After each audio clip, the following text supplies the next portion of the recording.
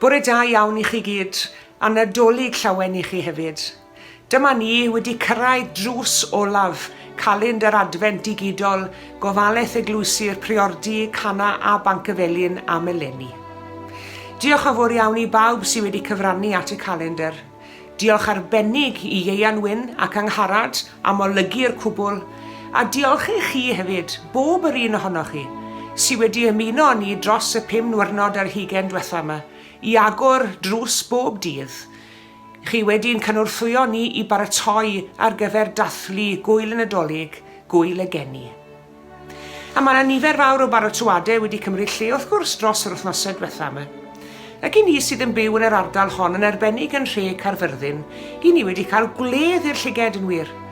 A mae rhaid I fi ganmol cyngor Nhre Caerfyrddin a phawb arall sydd wedi bod yn gyfrifol am osod y goleuadau yn ein tre ni eleni. Mae'r goleuadau Nadolig wedi bod yn rhyfeddol. Just beth oedd eisiau arno ni, I godi'n hysbryd ni ac I godi'n calonau ni, ar ôl blwyddyn a hanner digon diflas yn ein hanes ni gyd. Dyma I chi flas ar oleuadau Nadolig Nhre Caerfyrddin.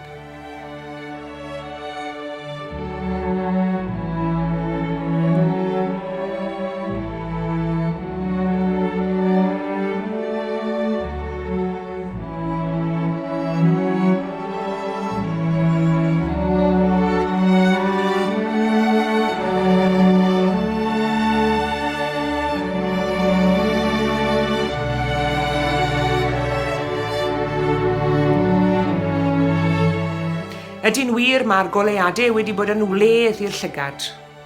Ond ymhlith yr holl oleuadau, yr olygfa sydd wedi denu'n sylw ni gyd yma yn y dre eleni, yw'r olygfa ar y balconi, yr hen Guildhall yma ar y clos mawr. Mae'r balconi yma wrth gwrs yn rhan bwysig iawn o hanes ein tre ni. Ar y balconi a cyhoeddwyd y canlyniad wrth gwrs bod Gwynfor Evans wedi ethol yn aelod seneddol. Mae'r balconi felly wedi chwarae rhan pwysig iawn yn hanes y dre ac yn hanes y genedl. Ond I ni yng Nghaerfyrddin eleni, mae'r balconi wedi bod yn llwyfan I bortreadu golygfa y Nadolig cyntaf. Ac wrth i'r siopwyr a'r gweithwyr wybio trwy'r dre, gobeithio'n wir bod pob yr un ohonyn nhw wedi cael cyfle I daflu golwg I fyny ac I weld yr olygfa, Mair a Joseph a'r Baban Iesu, a'r Engylion a'r Bugeiliaid a'r Doethion hefyd. Yn wir, mae'r olygfa hon wedi bod yng nghanol dathliadau'r dre ac yng nghanol bwrlwm y dre. Wy'n mawr obeithio y bydd yr union olygfa yn ganolbwynt i'n dathliadau ni hefyd, heddi ar ddydd Nadolig. Nadolig llawen a bendithiol I chi gyd. Cadwch yn ddiogel ac yn iach, a gai ddymuno blwyddyn newydd gwell I bob yr un ohonoch chi.